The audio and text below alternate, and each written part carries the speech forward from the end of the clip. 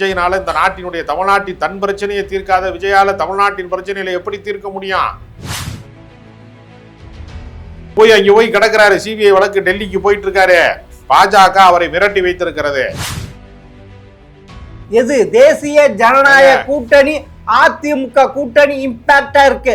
ஆனா திமுக கூட்டணி கலகலத்திட்டு இருக்கு சார், கலகலத்திட்டு இருக்கு. மேலிட பொறுப்பாளராக போட வேண்டும் என்று, தேர்தல் பொறுப்பாளராக போட வேண்டும் என்று அண்ணாமலை அறிவித்தா ஐயா சாமியை நான் ஆள விடுங்கன்னு ஒரு தப்பிச்சு ஓடுறாரு. தோற்று போகிற அணிகளிலே எதற்கு நம்ம தொடர்ந்து பணியாற்ற வேண்டும்? நம்மளுடைய ஆற்றலை, அறிவை எதற்கு வீணடிக்க வேண்டும்? நேரத்தை எதற்கு வீணடிக்க வேண்டும்? தமிழ்நாட்டிலே பாஜக ஜெயிக்காது என்பதை 100% தெரிந்து கொண்டவர்கள் பாஜக காரர்கள். இப்போ கூட தமிழ் படிச்சா அவன் பிச்சை தான் எடுக்கணும்னு தமிழ்நாட்டில இருந்து போன நிதியமைச்சராக இருக்கக்கூடிய நிர்மலா சீதாராமன் வெக்கமே இல்லாமல் ஒரு தமிழச்சி இப்படி பேசலாமா? தீர்ப்பிலே அயோக்கியத்தனமான தீர்ப்பு தந்தவர்களுக்கு நாடாளுமன்ற பொறுப்பு தந்திருக்கிறார்கள், கவர்னராக பதவி உயர்வு தந்திருக்கிறார்கள்.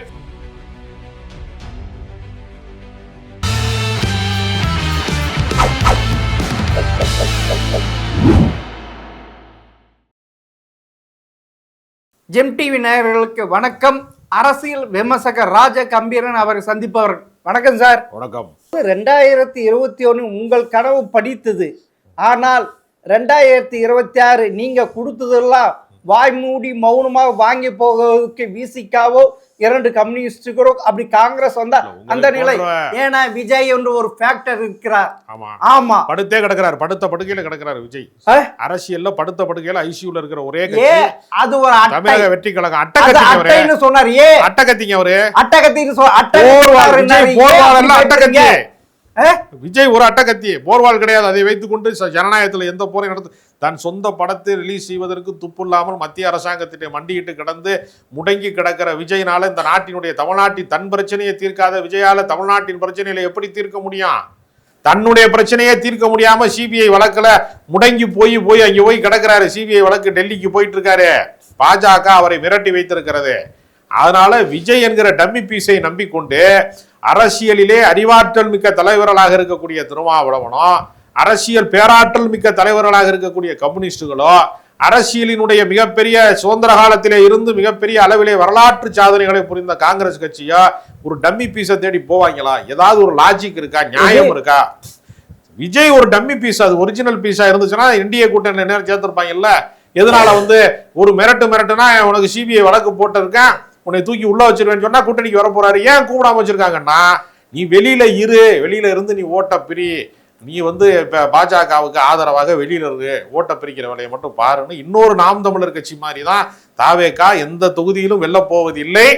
இன்னொரு டம்மி பீஸ் தான். வாய்ச்சவுடால எப்படி சீமான் வெல்லுகிறாரோ அதே போலதான் நடைமுறையில வெற்றி பெறுவதில்லை. சீமானால ஒரு தேர்தலில் கூட கட்சி ஆரம்பித்த 16 ஆண்டுகளில ஒரு தேர்தலில் கூட வெற்றி பெறாத ஒரே தலைவர் சீமான் தான்.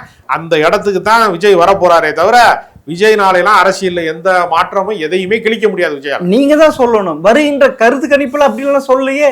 கருத்து கணிப்புலாம் செட்டிங் பண்ணி எடுக்கிறாங்க, பணம் வாங்கிட்டு எடுக்கிறாங்க, பெய்டு நியூஸ் எடுக்கிறாங்க. அப்பெல்லாம் ஒட்டுமொத்த 140 கோடி மக்கள் இருக்கிற இந்த நாட்டுல, தமிழ்நாட்டுல ஏறத்தாழ 8 கோடி பேர் இருக்கக்கூடிய 8 கோடி பேர்ட்டையுமா கருத்து கணிப்பு கிடையாது. இல்ல இந்தியா ஓட்டு சி ஓட்டருக்கு எடுத்து கருத்து கணிப்பை விட்டுறாங்க. அதை பெருசா கொண்டாடுனீங்களே.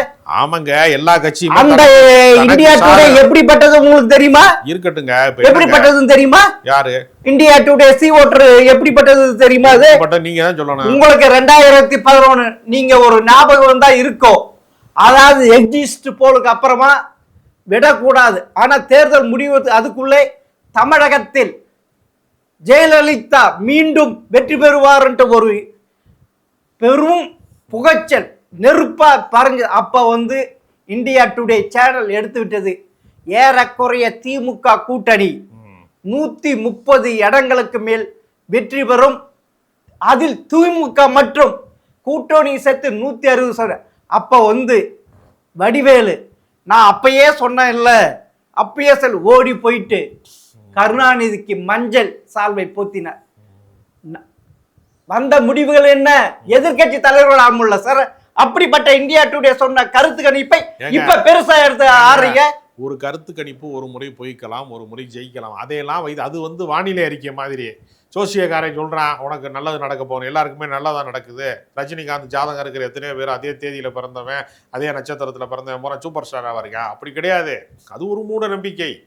நமக்கு தோற்று போனவனுக்கு ஏதாவது ஒரு நம்பிக்கை வேணாம். நீ நல்ல வேண்டாம்ப்பா, ஆனால் வந்து உனக்கு கரகம் சரியில்லைன்னு சொல்கிறது மாதிரி ஒரு கருத்து கணிப்பின் பேரால எத்தனையோ கருத்துக்கள் பொய்யா இருக்கிறது. மக்கள் ஆழ்மனதுக்குள்ளே ஒளிந்து இருக்கக்கூடிய அரசியல் விருப்பத்தை வெறுமனே கருத்து கணிப்பால் மட்டுமே நீங்க கண்டுபிடிக்க முடியும்னா முடியாது. நமக்கு சாதகமா வருகிற போது நம்ம சொல்லிக்கலாம், உங்களுக்கு சாதகமா வந்தா நீங்க சொல்லிக்கலாம்.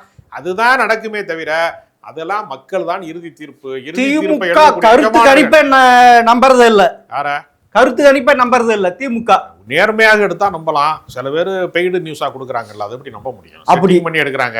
அண்ணாமலை தமிழ்நாட்டுக்கு முதலமைச்சர் ஆயிடுவார்னு ஒருத்தர் கருத்து கணிப்பு கொடுத்தா நம்ப முடியுமா நம்ம? எது தேசிய ஜனநாயக கூட்டணி அதிமுக கூட்டணி இம்பாக்டா இருக்கு. ஆனா திமுக கூட்டணி கலகலத்திட்டு இருக்கு சார், கலகலத்திட்டு இருக்கு. தினகரன் அந்த கூட்டணிக்கு போனதற்கு பின்பும் கூட தேர்தலிலே நான் போட்டியிட மாட்டேன் என்று சொல்வதன் மூலமாக களத்திலே ஆட்டத்திலே பங்கேற்க அவர் விரும்பவில்லை. வெற்றி கூட்டணியாக இருந்தால் யாராவது சட்டப்பேரவை தேர்தலை தவிர்ப்பார்களா, தள்ளி வைப்பார்களா, போட்டியிட மறுப்பார்களா? நீ யோசிச்சு பார்க்கணும். இப்ப பாருங்க, தொகுதி பார்த்து கொள்வதற்காக வேண்டி மேலிட பொறுப்பாளராக போட வேண்டும் என்று, தேர்தல் பொறுப்பாளராக போட வேண்டும் என்று அண்ணாமலை அறிவித்தா, ஐயா சாமியை நான் ஆள விடுங்கன்னு ஒரு தப்பிச்சு ஓடுறாரு.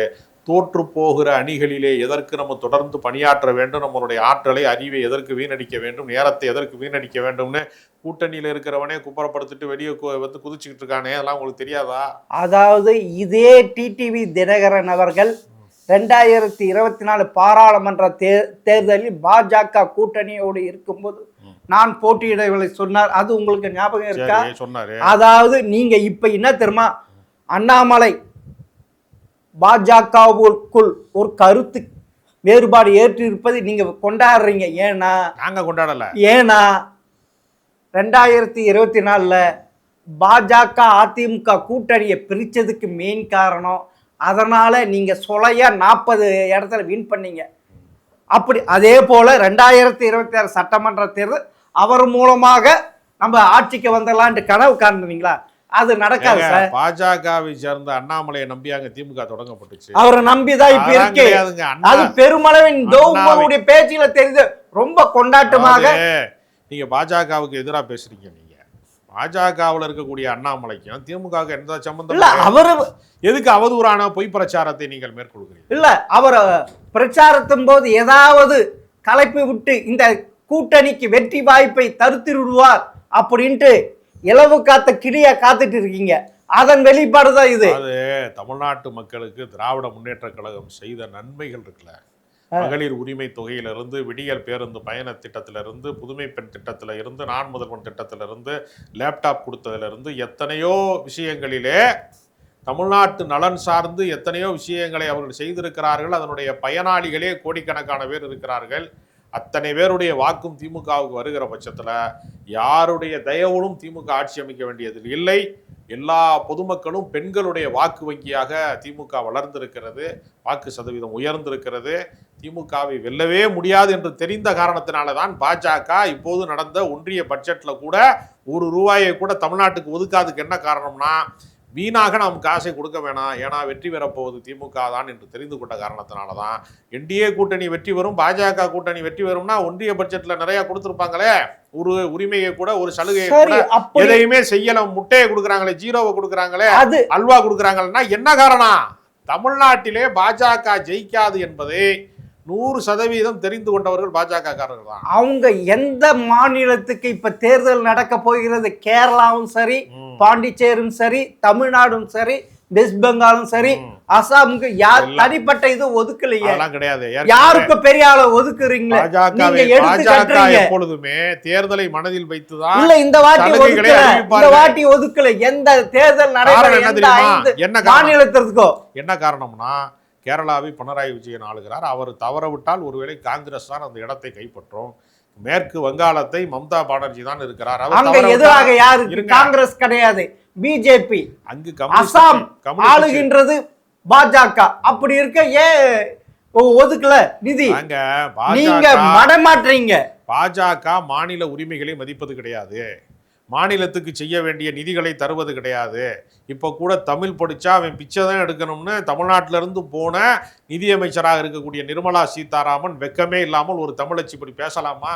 அது உண்மைதானே. பெரிய கேவலம். பெரியாரே சொல்லியிருக்கிறாரு, ஈவாரே சொல்லியிருக்காரு, தமிழ் படிச்ச பிச்சை தான் எடுக்க வேண்டும், தமிழ் ஒரு காட்டு மிராண்டி, திருக்குறள் ஒரு மலம், இது சொல்லியிருக்காரு. அதுதானே சொன்னாரு. எல்லாமே அவதூறு பிரச்சாரம். கம்பராமாயணம் குறித்து மட்டும்தான் எதிர்கருத்தை திராவிட இயக்கம் வைத்திருக்கிறதே தவிர திருக்குறளுக்கு மாநாடு போட்டவர் தந்தை பெரியார். திருக்குறளுக்காக வேண்டி இன்னைக்கு எந்த பஸ்ஸில் நீங்க அரசு பேருந்துல ஏறினாலும் ஒரு திருக்குறள் எழுதப்பட்டிருக்கிறது என்றால் அது திராவிட இயக்கம் தந்த பரிசு. திருவள்ளுவரின் பெயரால கடந்த காலங்களிலே போக்குவரத்து கழகம் இருந்தது. வள்ளுவருக்கு கோட்டம் கட்டினார்கள். விவேகானந்தர் பாறை மட்டுமே இருக்கக்கூடிய கன்னியாகுமரியிலே அதை விட உயரமான சிலையை வள்ளுவனுக்கு வைத்தார்கள். ஒரு கவிஞன் கூட எழுதினான், காகம் உட்காருவதற்குத்தான் எல்லாரும் சிலை வைப்பார்கள், கலைஞர் ஒருவர் தான் வள்ளுவருக்கு மேகம் உட்காருவதற்கு சிலை வைத்திருக்கிறார் என்று சொல்லக்கூடிய உயரத்திற்கு வைத்தார்கள்.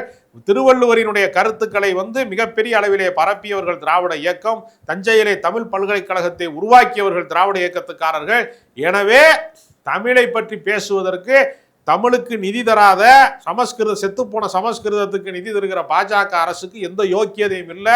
தமிழருடைய பண்பாடு நாகரிகத்தை காப்பதற்கான கீழடியினுடைய தொல்லியல் ஆய்வுகளுக்கு தடை விதித்து அமர்நாத் ராமகிருஷ்ணனை இடமாற்றம் செய்து அதை முடக்குகிற வேலையை செய்தவர்கள் தான் இவர்கள். தமிழர்களுக்கு விரோதிகள் இவர்கள், தமிழ்நாட்டுக்கு விரோதமானவர்கள், தமிழ்நாட்டின் பண்பாட்டின் மீது கலாச்சாரத்தின் மீது படையெடுப்பு நடத்துகிறவர்கள், தமிழர்களுக்கு தர வேண்டிய நிதியை தர மறுப்பவர்கள். எனவே நான் கட்டிய ஜிஎஸ்டிக்கு நான் ₹1 கட்டினா எனக்கு 29 பைசாவும், பிற உத்தரப்பிரதேசம் போன்ற மாநிலங்களுக்கு 7 ரூபாயும் கொடுக்கக்கூடிய அளவுக்கு மிக மோசமானவர்கள். பின்தங்கிய மாநிலம், அது கொடுக்க வேண்டியது. புரிகிறதா? உத்தரப்பிரதேசம் பின்தங்கிய மாநிலம் என்றால் தமிழ்நாடு வளர்ச்சி பெற்றிருக்கிறது திராவிட இயக்கத்தினால் தான் இந்த வளர்ச்சி சாத்தியப்பட்டிருக்கிறது. காங்கிரஸ் திரு காமராஜ் அவர்கள் போட்ட அடித்தளத்தால் இந்த இது வந்திருக்கு. திமுக அதிமுக கிடையாது, குறிப்பாக திமுகவில் எந்த விதமான இதுவும் இல்லை. 67 காங்கிரஸ் தோற்றதற்கு பின்பு அரை நூற்றாண்டை கடந்து திராவிட இயக்கங்கள் தொடர்ந்து ஆட்சியிலே அதிகாரத்திலே அமர்ந்த பின்பு நீங்க இன்னும் 50 வருஷத்துக்கு பின்னாடி இருக்கிற கதையை தான் பேசுவீங்கன்னா தமிழ்நாட்டு மக்களுக்கு தெரியும். இல்ல, திமுக பெரும்பாலும் தான் குடும்பம் தாங்கள் வளர்றதுக்காக தான் முயற்சி எடுத்தாங்க. 2004 உதாரணம், 2009 உதாரணம், 1999 உதாரணம். மத்திய அரசுல கூட்டணியை வச்சுக்கிட்டு நீங்க தான் வளர்ந்தீங்க. ஆனா தமிழ்நாடு வரல சார்.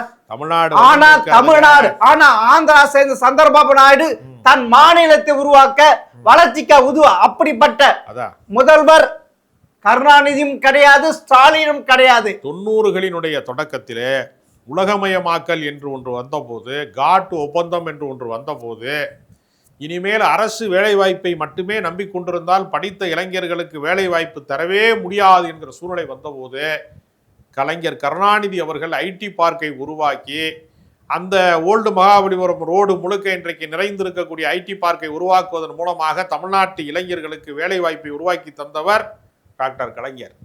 அடுத்த தலைமுறையை பற்றி சிந்திக்கக்கூடிய இயக்கம் திராவிட இயக்கம். மத கலவரத்துக்கு ஆள் திரட்டுறது, சங்கிகளை கூட்டிட்டு வர்றது, திருப்பரங்குன்றத்தை அயோத்தியாக மாற்றுவோம் என்று இன மோதல்களை தூண்டுகிற இயக்கம் அல்ல திராவிட இயக்கம். திராவிட இயக்கம் முழுக்க முழுக்க சமூக நல்லிணக்கத்திற்கு, மத நல்லிணக்கத்திற்கு, சமூக நீதிக்கு, எல்லாரும் கல்வி வர வேண்டும், அதிகாரம் பெற வேண்டும், உயர வேண்டும், பெண்களுக்கு கல்வி வேண்டும், அவர்களுக்கு வேலைவாய்ப்பு வேண்டும் என்று சிந்தித்த இயக்கம் தான் திராவிட இயக்கமே தவிர மத கலவரத்தை தூண்டுகிற, சாதி கலவரத்தை தூண்டுகிற இயக்கம் அல்ல. அதை தூண்ட பார்த்தது திமுக.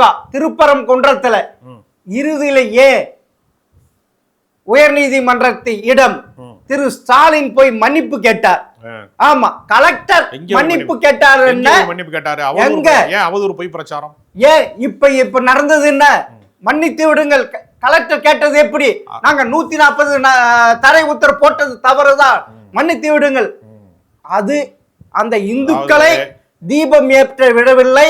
சிறுபான்மை முஸ்லிம்களை சந்தன கூட விழா நடத்துவதற்கு கொடியேற்ற அனுப்பிச்சு அப்புறமா தான் இந்துக்கள் அந்த மலை மேல ஏற்றது. இது யாரு? மத பிளவாத செய்கிறது திமுக. மதவாத அரசியலை செய்வது பாஜக தான் என்று உலகத்துக்கே தெரியும். உங்களுக்கு தெரியலன்னு எனக்கு தெரியல. அவர்கள் தான் மத கலவரத்தை தூண்டுவதன் மூலம் எதற்காக திருப்பரங்குன்றத்தை அயோத்தியாக மாற்ற வேண்டும் என்று தமிழர்கள் கேட்கிறார்கள். திருப்பரங்குன்றத்திலே காலங்காலமாக காமராஜர் காலம், எம்ஜிஆர் காலம், ஏற்கனவே ஜெயலலிதா காலம், எல்லா காலத்திலேயுமே பக்தர்கள் எந்த இடத்திலே தீபத்தூணிலே தீபமேற்றுவார்களோ அங்கே தீபமேற்றப்பட்டு விட்டது. தீபத்தூண்ல ஏற்றாமை விட்டதனால உயர் நீதிமன்ற மதுரை உயர் தீபத்தூணில் தீபம் ஏற்றுவன அது எல்லைக்கல், அது ஒரு ஸ்தூபி, அப்படியெல்லாம் மடமாற்றினீங்களே ஆதாரம் இல்லாம.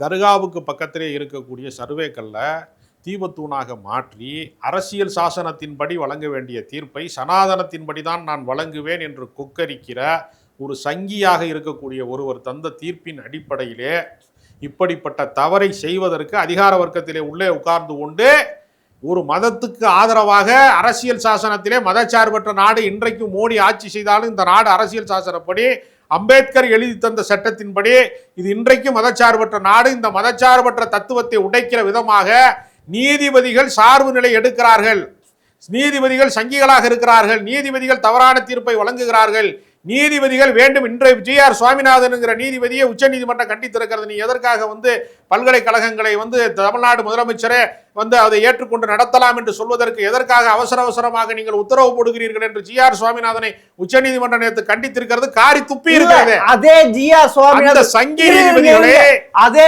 சமத்துவத்திற்கு எதிரானவர்களை அவசியம் இருக்கிறது. அது இல்ல நாங்கள் அவர் மீது பழி சுமற்றியதுக்கு மன்னிப்பு கேட்கிறோம், அவர் மீது ஒரு போலீஸ் நடவடிக்கை, அவரை பற்றி எழுதிய புக்குக்கு தடை விதிக்கிறோம், விற்பனை ஆகவில்லை என்று போய் சொல்லி இருக்கு தமிழக அரசு. அதாவதுங்க ஊரறிந்த பாப்பானுக்கு பூணூல் இருக்குன்னு என்று சொல்வதை போல ஊரறிந்த சங்கியாக இருக்கிறவர்கள் நீதிபதியா இருந்தான்னா நீங்க யாரா இருந்தாங்க?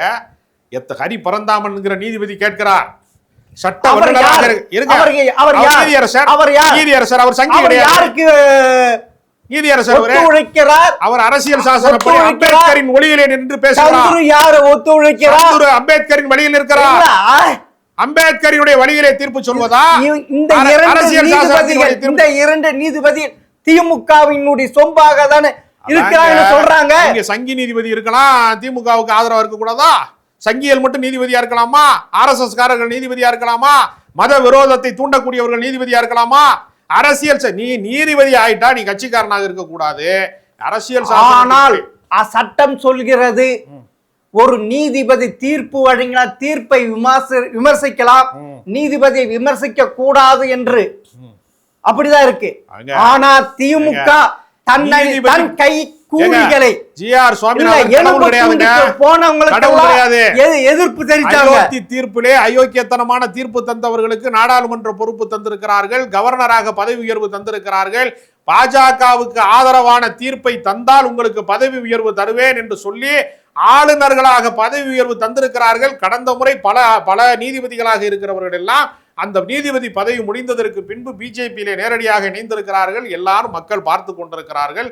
உண்மையாகவே யோக்கியமான தீர்ப்பை நீங்கள் தந்திருந்தால் GR சுவாமிநாதனை நாங்கள் வாழ்த்தலாம். ஆனால் அரசியல் சாசனத்தின்படி தீர்ப்பு வழங்காமல் நான் ஒரு பிராமின், நான் ஒரு சனாதன இந்து, நான் ஒரு சனாதன தர்மத்தை பின்பற்றுகிறேன் என்று அதற்கு இஸ்லாமியர்களுக்கு எதிராக ஒரு கலவரத்தை தூண்டுகிற முயற்சிக்கு ஆதரவாக வேண்டுமென்றே ஒருவன் வழக்கு போடுவான், அதற்கு சாதகமாக தீர்ப்பு சொல்லுகிற இந்த நாடகத்தை எல்லாம் தமிழ்நாட்டு மக்கள் பார்த்து கொண்டிருக்கிறார்கள். இந்த நாடகம் தமிழ்நாட்டிலே அரங்கேறாது. இது அயோத்தியாக ஒரு நாளும் திருப்பரங்குன்றத்தை உங்களால் மாற்றவே முடியாது.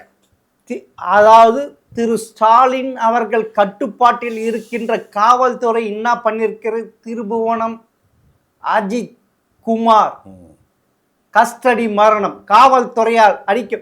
இன்னைக்கு மதுரை உயர் நீதிமன்ற கிளையில CPI அவர் நகை திருடவே இல்லை அப்படின்னு சொல்லியிருக்காங்க. அப்பனா அந்த புகார் அளித்த நிக்கிதா யாரு? அவர் எதுக்காக அளித்தார்? அதற்கு துணை போன உயர் அதிகாரி மீது நடவடிக்கை எடுக்க சொல். இப்படி அதிமுகவுக்கு ஒரு சாத்தான்குளம், திமுக ஒரு திருப்பு. அதாவதுங்க சாத்தான்குளத்தில் நடந்த சம்பவத்திற்கு அன்றைக்கு முதலமைச்சராக இருந்த எடப்பாடி பழனிசாமி வருத்தம் தெரிவித்தாரா? அதை மூடி மறைப்பதற்கு முயற்சி செய்தார். இவர் CBI விசாரணைக்கு உத்தரவிட்டு வருத்தம் தெரிவித்திருக்கிறார். ஒரு தமிழ்நாட்டினுடைய முதலமைச்சர் தனிப்பட்ட முறையிலே போலீஸ்காரர்கள் அடியாட்களை போல செயல்பட்டு மனித உரிமை மீறலை நடத்தி ஒரு தனிநபரை கொன்று விட்டார்கள் என்பது ஒரு போலீஸ் நிர்வாகத்திலே நடந்த தவறு, ஒரு போலீஸ்காரர்கள் செய்த குற்றம். அந்த குற்றத்திற்கு ஒரு தமிழ்நாட்டினுடைய முதலமைச்சர் தானே பொறுப்பேற்றுக் கொண்டு இந்த தவறு நடந்து விட்டதே என்பதற்காக வருத்தப்பட்டு சம்பந்தப்பட்ட குடும்பத்தினத்திலே போன்ல பேசி மன்னிப்பு கேட்டார். உடனடியாக அந்த குடும்பத்திற்கு உரிய நிவாரணம் வழங்க வேண்டும் என்று உத்தரவிட்ட அவர் எங்கே இருக்கிறாரு? அந்த குற்றத்தை மூடி மறைக்க முழு பூசணிக்காய் சோத்துல மறைக்கிறதுக்கு முயற்சி பண்ண எடப்பாடி பழனிசாமி, ஸ்டாலின் ஒண்ணா உங்களுக்கு ரெண்டு எப்படி நீங்க சமப்படுத்த முடியும்? தவறை ஏற்றுக்கொண்டு அதற்கு நிவாரணம் வழங்குற தவறே செய்யலன்னு சொன்னவர் எப்படி ஒண்ணா இருக்க முடியும்? அந்த தவறை ஏற்றுக்கொண்டவர் தான் ஸ்டாலின். சொன்னீங்கல்ல, நாமக்கல் சிறுநீரக ராக்கெட்ல என்ன எப்படி நடந்து கொண்டார், அவர் கட்சியுடைய எம்எல்ஏவின் மருத்துவமனை என்ன நடந்தது, அது திருடல்ல. அதுக்கு என்னமோ ஒரு விளக்கம் கொடுத்தார். ஆனா சென்னை மதுரை உயர்நீதிமன்ற கிளை சிறப்பு புலனாய்வு குழு அமைத்தது. அது கூடாதென்று உச்ச நீதிமன்றம் போயிட்டு தடையாள பெற முடியும். ஆனா முறையிலேயே அது ஏதோ மூடி மறைக்க ஏதோ நடந்திருக்குல்ல. அப்படிப்பட்ட முதல்வர் தான் இந்த முதல்வர். யார் தவறு செய்தாலும், தன் கட்சிக்காரனே செய்தாலும் தவறை தவறு என்று கண்டித்து அவர்களுக்கு உரிய தண்டனை வாங்கி தருவதுதான் இந்த ஆட்சியிலே நடந்து கொண்டிருக்கிறதே தவிர, இந்த ஆட்சி யாருடைய தவறுக்கும் முட்டு கொடுக்காது. யார் தவறுக்கும் அவர்கள் துணை போக மாட்டார்கள். கலவரக்காரர்களுக்கு பின்னால் நீங்க ஆஷிபா என்கிற சிறுமி காஷ்மீரிலே அவருக்கு ஆதரவாக போன வெக்கங்கெட்டவர்கள் பிஜேபி காரன், அந்த மானங்கெட்டவர்கள், தவறு செய்த ஒரு சிறுமியை கொலை செய்தவர்களுக்கு, பாலியல் வன்முறை செஞ்சவனுக்கு ஆதரவாக ஊர்வலம் போனவர்கள். அப்படிப்பட்ட வெக்கங்கெட்ட செயல் தமிழ்நாட்டிலே எந்த முதலமைச்சராலும் செய்ய முடியாது. தமிழ்நாட்டு முதலமைச்சர் நீதியின் பக்கம் நிற்கிறார், நியாயத்தின் பக்கம் இருக்கிறார், அரசியல் சாசனத்தின் பக்கம் இருக்கிறார். அவரை பேசுவதற்கான அருகதை ஒருவனுக்கு கூட கிடையாது. சரி, கள்ளக்குறிச்சி விசசாராய மரணத்தை 60 பேர் இறந்தார்கள், அந்த இடத்துக்கு போனாரா? கரூர் விஜயால் ஏற்பட்ட 41 மரணத்துக்கு நைட்டோடு நைட்டு போனா இதுதான் முலர் செயல்படாத, இதுதான் நடுநிலையா? சாராயம் குடிச்சிட்டு சாகிறவனை ஒரு முதல்வர் போய் பார்த்தாரா? இருங்க, உளறிக்கிட்டே இருக்காதியா, நான் சொல்றேன் கேளுங்க. சாராயம் குடிச்சிட்டு செத்தவனுக்கு குடும்பம் பாதிக்கப்படுதுன்னு 10 லட்சம் ரூபாய் நிவாரணம் கொடுத்தாங்க. அந்த இடத்துக்கு போனாரா? போகலைன்னா என்னங்க, அரசு உதவி கிடைச்சிச்சு, கலெக்டர் போனாரு, மந்திரி போனாரு, எல்லாருமே போனாங்கல்ல. எங்க போகணும் நீங்க ஓடினாரு? வாக்குக்கோசரம் ஓடினாரா? அப்படி கிடையாதுங்க. அது உயிர் அது எதிர்பாராத மரணம். கரூர் மரணம் குடிச்சிட்டு சாகுறதுங்கிறது அது குற்றச்செயல். இது நெரிசல் மரணம். அப்பாவிகள் சாவதற்கும் குடிச்சிட்டு விஷச்சாராயத்தில் சாகிறவர்களை நீங்க சமமாக பார்க்க முடியாது. அதனால பாவப்பட்ட மக்களுக்கு உடனடியாக நிவாரணம் கிடைக்க வேண்டும்னு அங்கே போனாரு. இங்கு பாதிக்கப்பட்டவர்கள், இறந்தவர்களுடைய குடும்பங்களுக்கு நிவாரணம் அறிவிச்சாரு. நியாயத்தின் பக்கம் தான் நிற்கிறாரு. நீங்க எல்லா இடத்துலயும் போகணுமான்னு கேட்டா, மணிப்பூருக்கு இவர் போனாரா? மோடி போனாரா? மணிப்பூர் அவர் போனார். இதே தவறுகளை செய்யக்கூடியவர்கள் இந்தியா முழுக்க இருக்கும் போது நடவடிக்கை எடுத்த முதலமைச்சர் மீது ஏதாவது குற்றச்சாட்டு சொல்றதுக்கு அருகதை இருக்கிறதா? எது சரி, வேங்க வயல் குடிநீர் தொட்டியில் மலம் கலந்தவர்கள், அவர்களை குற்றவாளியாக்க அங்க போனாரா திரு ஸ்டாலின் அவர் முதல்வர் அவர்கள்? அதை எப்படி, அதாவது சொன்னவனே குற்றவாளியாக்கி எங்க போகணும் நீங்க வேணா ஒரு ப்ரோக்ராம் சொல்றேன். இப்படி ஒரு விஷயம் நடந்தது சொன்னவனே அழகு பார்த்தவங்க. நீங்க குடிநீர் தொட்டியை இடிச்சிட்டு புதிய குடிநீர் தொட்டி கட்டி கொடுத்திருக்காங்க. நீதி விசாரணை நடக்குது, சிபிஐ விசாரணையில இருக்கிற போது நீங்க சம்பந்தம் இல்லாம மக்களுக்கு அவர்கள் பட்டியலினத்தை, அதனால உங்களுக்கு சிறுமியாக தெரியுதா? பட்டியலின மக்களுக்கான தலைவர் திருமாவளவன் யார் பக்கம் இருக்கிறாரு? பிஜேபி பக்கம் இருக்காரா, திமுக பக்கம் இருக்காரா? நீங்க அவர் தான் பட்டியலினத்து தலைவரா? முழுமையான பட்டியல் வேற யாரு இருக்கா? வேற யாருமே இல்லையா? வேற யார் போனாங்க? அங்க அவங்க தான் ஆர்ப்பாட்டம் நடத்துனாங்க, அவங்க தான் நீதி கேட்டு போராடினாங்க. வேற யார் போராடினாங்க? அந்த மக்களுக்காக போராடினவர் திருமாவளவன் போராடினாரா? எடப்பாடி பழனிசாமி போராடினாரா? நீங்க போனீங்களா? இந்துக்கள்லாம் ஒண்ணுன்னு சொல்லக்கூடிய கட்சிக்காரன் எவனாவது பட்டியலின மக்களுக்கு தாக்குதல் நடக்கிற போது தாழ்த்தப்பட்ட மக்கள், ஒடுக்கப்பட்ட மக்களுடைய பிரச்சனைகளை குறித்து எப்பொழுதாவது பேசி இருக்கிறீங்களா? திரௌபதி அம்மன் கோயிலுக்குள்ள பக்தர்களை விடமாட்டேன்னு சொன்னா அந்த சாதி பிரச்சனையில நீங்க 2 பேரை சமரசப்படுத்தி வழிபாட்டுக்கு அனுமதிக்கக்கூடிய இடத்துல எந்த பிஜேபி காரனாவது போனானா? எல்லா அயோக்கியத்தனத்தையும் நீங்க பண்ணிட்டு சாதியை நீங்க உருவாக்குவிய, கலவரத்தை நீங்க உருவாக்குவிய, பழிய தூக்கி திமுக மேல போடுவீங்களா? உங்களுக்கு ஒரு நியாயம் வேணாமா? மனசாட்சி வேணாமா உங்ககிட்ட? சரி சார், இவ்வளவு கூட திமுக ஆட்சியில் நான் நடந்துள்ள இதுக்கு சொல்லி சரியான விளக்கத்தை கொடுத்திருக்கல இல்லை என்பது இதை பார்க்கின்ற பார்வையாளர் பார்வைக்கு விட்டு இருக்கு. மிக்க நன்றி சார்.